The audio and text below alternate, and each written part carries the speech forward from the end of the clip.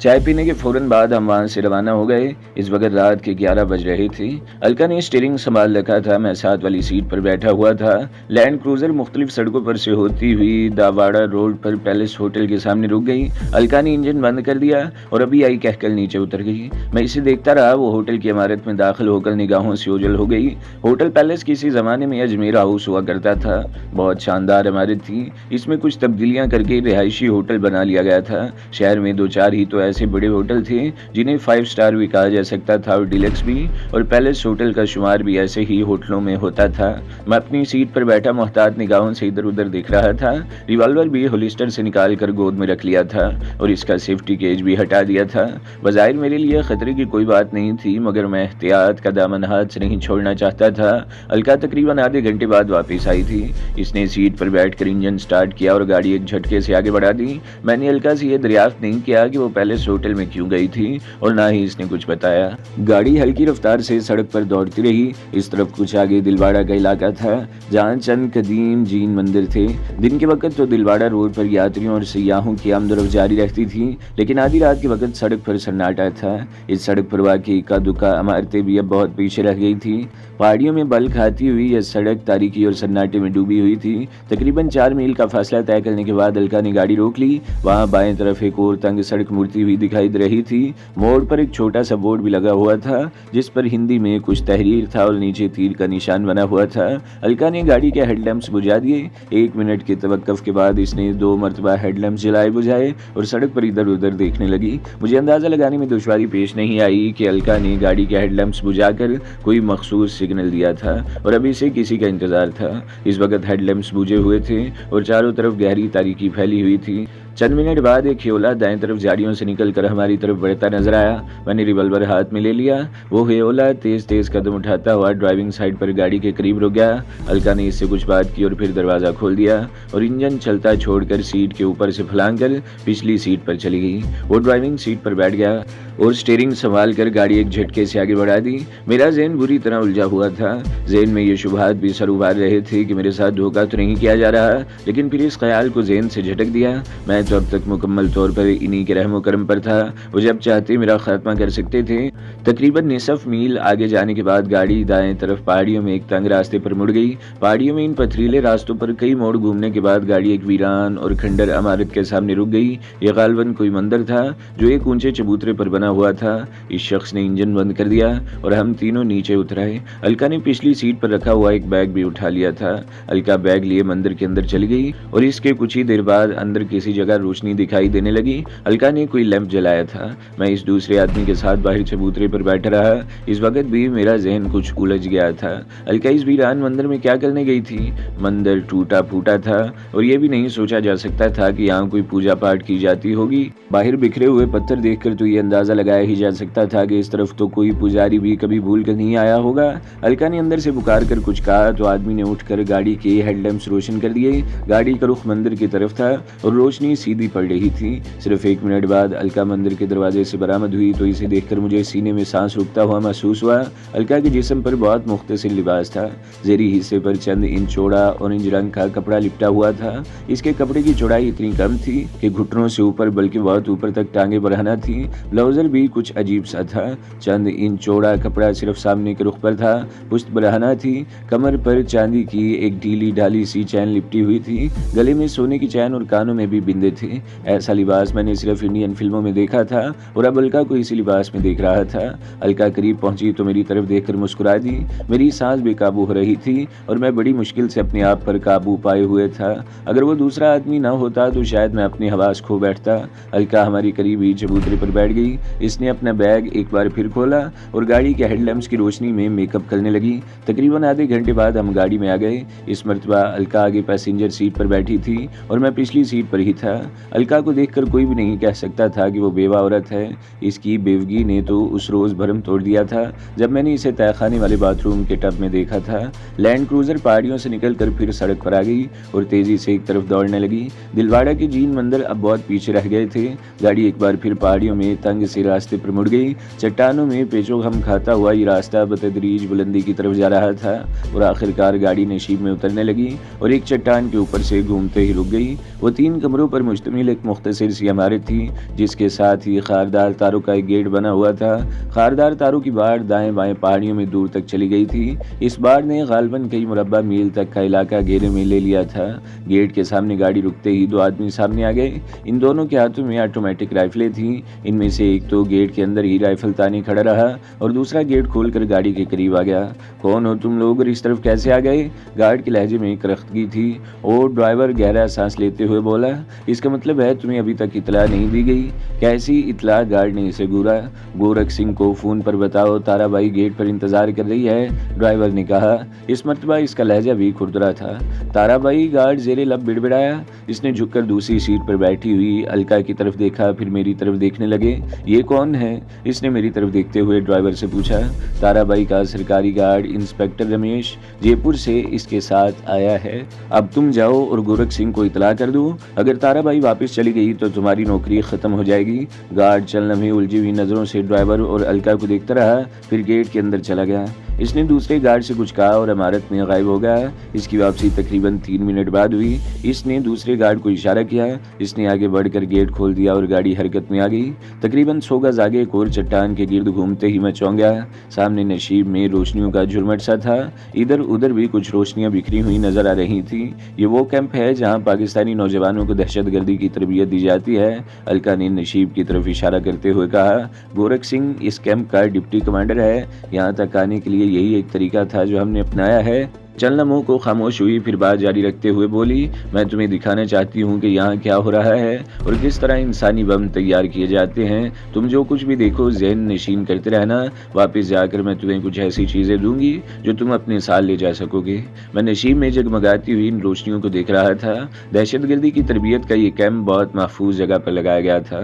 कोई सोच भी नहीं सकता था कि इन पहाड़ियों में क्या हो रहा है। हम चंद मिनट में ही दहशतगर्दों की इस बस्ती में पहुंच गए। फौजी बैरक नुमा चंद इमारतें तो करीब करीब थीं और ऐसी कुछ इमारतें इधर उधर बिखरी हुई थी। ये कैंप शहर से कम से कम 15 मील के फासले पर था। बिजली और टेलीफोन की लाइनें खास तौर पर यहाँ तक लाई गई थी। अगरचे रात का 1 बजने वाला था, मगर कैंप में खासी गहमा गहमी नजर आ रही थी। अलका मुझे बता रही थी कि यहाँ सारी सरगर्मियाँ रात ही को होती हैं, सिर्फ फायरिंग दिन के वक्त कराई जाती है। गाड़ी एक अलग थलग कॉटेज नुमा इमारत के सामने रुक गई। इस वक्त एक आदमी कॉटेज से बाहर निकला। वो खासा लहीम शहीम आदमी था। इसने पैंट और शर्ट पहन रखी थी। माथे पर कुशका भी नजर आ रहा था, जो इसके कट्टर हिंदू होने की निशानदेही कर रहा था। वो इस कैंप का डिप्टी कमांडर गोरख सिंह था। इसके होंठों पर बड़ी मकाराना मुस्कुराहट थी, जबकि अलका की मुस्कुराहट कयामत ढा रही थी। अलका गोरख सिंह के साथ कॉटेज के अंदर चली गई, जबकि हमें एक और आदमी के सुपुर्द कर दिया गया। वो हमें एक और बैरक के कमरे में छोड़कर चला गया। हम कुछ देर वहाँ बैठे रहे और फिर बाहर निकल आए। मेरे साथ आने वाला वो शख्स भान सिंह था। वो इससे पहले भी यहाँ आ चुका था। वो मुझे मुख्तलिफ बैरकों में घुमाता रहा। हर बैरक में कोई ना कोई सरगर्मी दिखाई दे रही थी। मुझे अपने इन पाकिस्तानी नौजवानों को देखकर अफसोस हो रहा था, जो यहाँ दहशतगर्दी की तरबियत हासिल कर रहे थे। हिंदुओं के जहरीले प्रोपेगेंडे और लालच ने इनकी आंखों पर पट्टी बांधी थी और ये अपने ही वतन और अपने ही भाइयों के दुश्मन बन गए थे। हम तकरीबन 2 घंटों तक घूमते रहे। हमें किसी ने रोकने या टोकने की कोशिश नहीं की। रोक टोक सिर्फ बैरूनी गेट पर थी। इस गेट से अंदर आने वाले को अपना ही समझा जाता था और इस पर किसी भी तरफ आने जाने पर कोई पाबंदी नहीं थी। हम दोबारा इस कमरे में आ गए। भान सिंह कुर्सी पर बैठे बैठे ऊँगने लगा। मैं उठकर कमरे से बाहर आ गया। कुछ देर दरवाजे के सामने खड़ा रहा, फिर इधर उधर घूमने लगा। एक बैरक के सामने से गुजरते हुए मैं ठटक कर रह गया। एक दरवाजे के पीछे से दबे दबे निस्वानी कहकों की आवाज़ सुनाई दे रही थी। मैं दरवाजे के सामने रुक गया। पहले मोहतात निगाहों से इधर उधर देखा और फिर दरवाजे में झांकने की कोशिश करने लगा, मगर कामयाब नहीं हो सका। मैंने दरवाजे पर हाथ रखकर हल्का सा दबाव डाला तो आवाज़ पैदा किए बगैर खुलता गया और फिर अंदर का मंजर देखकर मेरा दिमाग बग से उड़ गया। वो 2 नौजवान थे जो अपनी हुलियों से वहशी ही लग रहे थे। बड़े हुए बाल और बड़े हुए शेव, इनकी हरकतें भी वहशियों से मुख्तलिफ नहीं थी। इनके साथ 2 लड़कियां थीं जिनके जिस्मों पर अगरचे लिबास मुख्तसर था, मगर वो दोनों इनका ये लिबास भी नोचने की कोशिश कर रहे थे। शराब की बोतलें और गिलास भी पड़े हुए थे, जिनसे अंदाज़ा लगाने में दुश्वारी पेश नहीं आई थी कि वो दोनों नौजवान नशे में धुत थे। वो दोनों लड़कियाँ हल्के हल्के कहके लगाकर इन्हें मज़ीद इश्तियाल याद दिलाने की कोशिश कर रही थी। मैं ये शर्मनाक मंजर ज़्यादा देर तक नहीं देख सका और दरवाज़ा आहिस्तगी से भीड़ कर वहाँ से हट गया। ये सब कुछ देखकर मुझे अफसोस हो रहा था। अगर मैं इन नौजवानों में से किसी पर यह ज़ाहिर कर देता कि मैं पाकिस्तानी हूँ और मेरी आमद का मकसद क्या है, तो वो यकीनन मेरी बोटियाँ नोच लेते। मैं दोबारा इसी कमरे में आ गया। जो कुछ देखना चाहता था वो देख चुका था। अब मज़ीद इधर उधर घूमने की ज़रूरत नहीं थी। यहाँ आने का मेरा मकसद पूरा हो गया था। मैं कुर्सी पर बैठा ऊँघ रहा था कि भान सिंह ने मुझे जगा दिया। इस वक्त दिन की रोशनी फैलने लगी थी और वो आदमी भी दरवाजे के करीब खड़ा था जो शुरू में हमें यहाँ छोड़ गया था। इस वक्त दिन का हल्का सा उजाला फैलने लगा था। हम डिप्टी कमांडर गोरख सिंह के कॉटेज के सामने आ गए, जहाँ लैंड क्रूजर खड़ी थी। अलका पिछली सीट पर बैठी हुई थी। इसे देखकर मुझे अंदाज़ा लगाने में दुश्वारी पेश नहीं आई कि इसकी रात कैसे गुजरी होगी। भान सिंह ने स्टीयरिंग संभाल लिया और मैं पैसेंजर सीट पर बैठ गया। इंजन स्टार्ट हुआ और गाड़ी हरकत में आ गई। वापसी पर लैंड क्रूजर फिर पहाड़ियों में इसी तंग रास्ते पर मुड़ गई और आखिरकार इस टूटे फूटे मंदिर के सामने पहुंचकर रुक गई। अलका बैग उठाकर मंदिर के अंदर चली गई। मैं अपनी सीट पर ही बैठा रहा। तकरीबन आधे घंटे बाद अलका मंदिर से बरामद हुई। अब वो बिल्कुल बदली हुई नजर आ रही थी। ना माथे पर बिंदिया, ना होंठों पर लिपस्टिक, चेहरे पर मेकअप का कोई हल्का सा निशान भी नजर नहीं आ रहा था। जिस्म पर वही नीले किनारे वाली कॉटन की सफेद साड़ी, वो उजड़ी हुई और मासूम सी बेवा थी। भान सिंह को होटल पैलेस के करीब उतार दिया गया और ड्राइविंग सीट अलका ने संभाल ली। इसके बाद हम सीधे आश्रम ही आ गए। इस वक्त सूरज तुलू हो रहा था। रात भर जागने की वजह से मेरी आंखों में मिर्चें सी लग रही थी। राधा हमें देखते ही रसोई में घुस गई। नाश्ता करने के बाद मैं तहखाने में आ गया और बिस्तर पर गिरते ही नींद की आगोश में पहुंच गया। 4 बजे के करीब आंख खुली तो कमरे के सामने कुछ चीजें रखी हुई और मैं चौंक गया। मैं दरवाजे के करीब पहुंचकर इन चीजों को देखने लगा। एक रंगीन टीवी और वीसीआर के अलावा एक छोटी सी एक अदद फिल्म प्रोजेक्टर, एक स्क्रीन और एक बॉक्स रखा हुआ था जो ज्यादा बड़ा नहीं था। मैं बाथरूम में घुस गया और कितनी देर तक ठंडे पानी के शावर के नीचे खड़ा रहा और जब बाहर निकला तो अलका कमरे में मौजूद थी। इसने कमरे की एक दीवार पर 2 फीट चौड़ी और 3 फीट लंबी स्क्रीन लगा दी थी और सामने वाली दीवार के करीब मेज पर प्रोजेक्टर सेट कर रही थी। टीवी और वीसीआर वो पहले ही कमरे के कोने में सेट कर चुकी थी। ये सब क्या है? मैंने सवालिया निगाहों से अलका की तरफ देखा। कुछ ऐसी चीजें दिखाना चाहती हूँ जो तुम रात के इस कैंप में नहीं देख सके।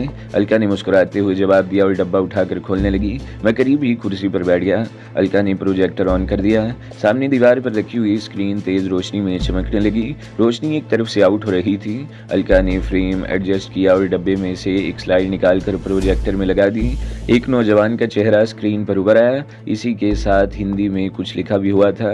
ये कराची का नौजवान चमकीला है, अलका मुझे बताने लगी। ये मैट्रिक पास और बेरोजगार था। इसका छोटा भाई शहर के एक गुंजान इलाके में ठेला लगाया करता था। पुलिस को भत्ता न देने पर झगड़ा हो गया।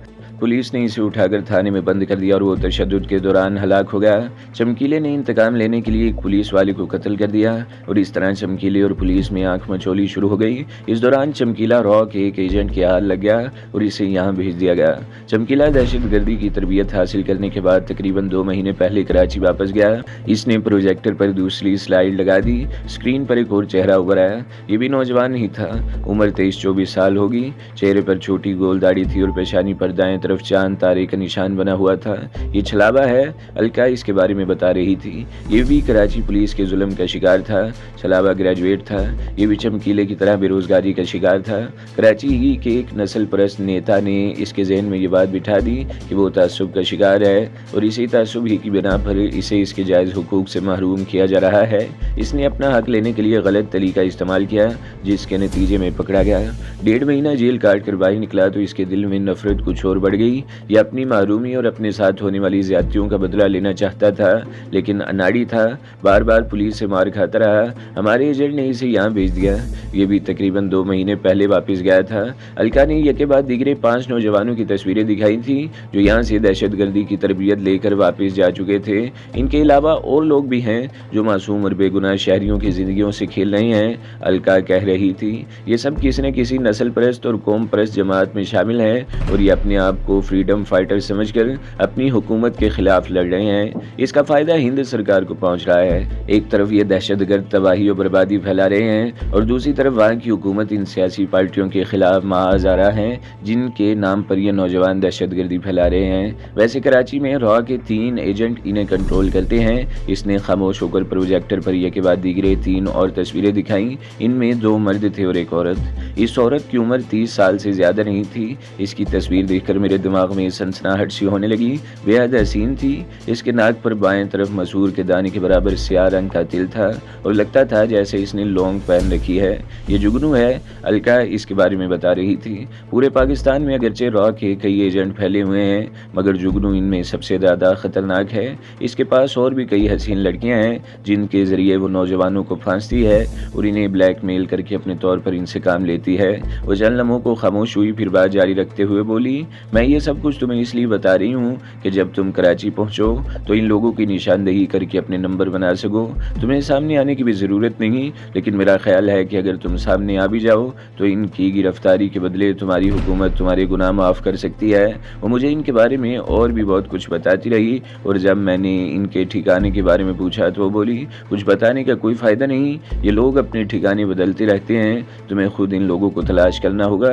किसी एक को तलाश कर लोगे तो समझना तुम्हारी बड़ी कामयाबी नहीं है। वैसे एक बात ज़हन में रखना, यहाँ इन्हें इस तरह तरबियत दी गई है कि कोई एक आदमी दूसरे के बारे में कुछ नहीं बताएगा। वो अपनी जान तो दे देगा मगर ज़ुबान नहीं खोलेगा। इसने कुछ और स्लाइड्स भी दिखाई थी। 4 आदमियों के बारे में बताया था कि वो नागराज के मंडल के बहुत ही ख़ास आदमी है। इनमें एक कैंप का डिप्टी कमांडर गोरख सिंह भी शामिल था। ये नागराज के बहुत ही ख़ास आदमी है और कैंप के बारे में नागराज इनसे मशवरे करता रहता है। इनमें गोरख सिंह तो ज़्यादातर कैंप ही में रहता है, दूसरे तीसरे रोज़ शहर में भी आ जाता है और बाकी 3 शहर ही में रहते हैं। मैंने इनके चेहरे और पते ज़हन नशीन कर लिए। अलका ने प्रोजेक्टर बंद कर दिया और टीवी ऑन करके VCR पर एक फ़िल्म लगा दी। ये फ़िल्म कैंप से मुतल्लिक थी, जिसमें टाइम बम तैयार करने और तखरीबकारी के दूसरे तरीक़ों की तरबियत देते हुए दिखाया गया था। हर चीज़ इतनी वाज़ेह थी कि मतलूबा चीज़ें हासिल करके कोई भी ज़हीन शख्स टाइम बम आसानी से बना सकता था। और आखिरकार अलका ने टीवी भी बंद कर दिया और फिर वो देर तक बैठी इसी मौजू पर बातें करती रही। इसमें शुबा नहीं कि नुकसान हमारा भी होगा, वो कह रही थी, लेकिन हम हर कीमत पर नागराज से इंतकाम लेना चाहते हैं और मेरे सीने में लगी हुई आग तो इस वक्त तक सर्द नहीं होगी जब तक मैं नागराज की लाश अपनी आंखों से न देख लूँ। मेरा ज़हन बार बार उलझता रहा, अपना ज़ाती इंतकाम लेने के लिए ये लोग अपने कौमी मकासद को क्यों नुकसान पहुँचा रहे थे। बहरहाल दुनिया में ऐसे लोगों की कमी तो नहीं, हर मुल्क में इस किस्म के लोग पाए जाते हैं। पाकिस्तान में भी लातादाद ऐसे लोग मौजूद हैं। सियासतदान क्या नहीं कर रहे, अपनी सियासत चमकाने के लिए वो क्या कुछ नहीं करते। और ये लोग जो यहाँ दहशतगर्दी की तरबियत ले रहे हैं, ये भी तो अपने ज़ाती मफाद के लिए अपने मुल्क की सलामती को दाव पर लगा रहे हैं। बहरहाल मुझे इससे गर्ज नहीं थी कि अलका या इस जैसे दूसरे लोग क्या कर रहे हैं। मुझे तो एक मौका मिल रहा था और मुझे इस मौके से फ़ायदा उठाना था। अलका ने सुबह नागराज के जिन करीबी साथियों की तस्वीरें दिखाई थी, इनके नाम और पते मैंने ज़हन नशीन कर लिए थे। इनमें होटल हिल लॉक के मालिक रवि पंडित का नाम भी शामिल था। सबसे पहले मैंने इसी से निमटने का फैसला कर लिया। इससे अगले रोज़ मैं आश्रम से निकला तो शाम हो चुकी थी। मेरे जिस्म पर ग्रे कलर का 3 पीस सूट था। ये सूट अलका के मरहूम पति श्याम लाल के कपड़ों के ज़ख़ीरे में से निकाला गया था। अलका ने इसके तमाम कपड़े अब तक संभाल कर रखे हुए थे। कदो कामत में वो मेरे ही जैसा रहा होगा, इसलिए इसके कपड़े मुझे फिट आ गए थे। मैंने शेव बना लिया मगर मूंछें रहने दी। टूथब्रश टाइप की भारी मूंछें मेरे चेहरे पर बहुत अच्छी लग रही थी। आंखों पर सादे शीशों की ऐनक से मेरा हुलिया कुछ और तब्दील हो गया था। मुझे ये इत्मीनान था कि नागराज के आदमी अब मुझे नहीं पहचानते थे। दुर्योधन या इसके जिन साथियों ने मुझे देखा था, जाहिर है वो मेरा राज फाश नहीं कर सकते थे। आश्रम से निकलकर मैं मुख्तलिफ रास्तों से होता हुआ मेन रोड पर आ गया। यहाँ मुझे एक ऑटो मिल गया जिसने मुझे पेट्रोल पंप पहुँचा दिया। ये इलाका पेट्रोल पंप के नाम से मशहूर था। खासा बारोनिक इलाका था। सामने ही हिल लॉक होटल था, लेकिन मैं अभी इस होटल में नहीं जाना चाहता था। मैं इस बारोनिक इलाके में घूमता रहा और फिर होटल हिल लॉक के सामने एक रेस्टोरेंट में बैठ गया। बैठने के लिए मैंने एक ऐसी जगह मुंतखब की थी जहाँ से मैं बाहर का नज़ारा भी कर सकता था। हिल लॉक होटल भी मेरी नज़रों के सामने था। ये मायारी किस्म का होटल था और यहाँ चरसी मवाली किस्म के लोगों की आमदोरफ्त नहीं थी। यहाँ ग्राहकों को सर्व करने के लिए खूबसूरत लड़कियाँ मौजूद थीं। इन लड़कियों को मुंतखब करने वाला जमालियाती ज़ौक़ से पूरी तरह आगाह था। एक से एक हसीन लड़की थी। इनके लिबास का इंतखाब करते हुए भी इस बात का ख्याल रखा गया था कि ग्राहकों की नज़रें इन पर से न हट सकें। जिस वेट्रेस ने मेरी मेज़ पर कॉफ़ी सर्व की थी वो मेरे ज़ौक़ और मायार के मुताबिक थी। दराज कद, सडोल जिस्म और तीखे नैन नक्श। जब वो मेज़ पर कॉफ़ी रखने के लिए झुकी तो इसके होंठों पर बड़ी दिलफरेब मुस्कुराहट थी। मेरी नज़रें इसके चेहरे पर से फिसलती हुई ब्लाउज़र के गिरबान के अंदर तक रेंग गई थी। इन वेट्रेस को देखकर मुझे अंदाज़ा लगाने में दुश्वारी पेश नहीं आई कि फारिग औकात में ये ग्राहकों का दिल बहलाने के काम भी आती होंगी। और कोई सेवा जनाब, इसने कप मेरे सामने रखते हुए कहा। और क्या सेवा कर सकूँगी डियर, मैंने बेतकल्फ़ी से कहा। तुम तो ड्यूटी पर हो और ज़ाहिर है तुम ड्यूटी छोड़कर कहीं जा भी नहीं सकोगी। मैं 8 बजे ऑफ हो जाऊँगी, इसने मुस्कुराते हुए जवाब दिया। गुड, फिर कहाँ मिलोगे, मैंने पूछा। इस वक्त 7:30 बजे हैं, मैंने सामने दीवार पर लगी हुई घड़ी को देखते हुए कहा। मैं 8 बजे के बाद रेस्टोरेंट के बाहर तुम्हारा इंतज़ार करूँगी। तो दोस्तों, अगली किस्त सुनने के लिए हमारे चैनल को ज़रूर सब्सक्राइब करें, वीडियो को लाइक करें और बेल के आइकन पर भी क्लिक कर दें ताकि हर जो आने वाली वीडियोज़ हैं वो आपको सबसे पहले मिलती रहें।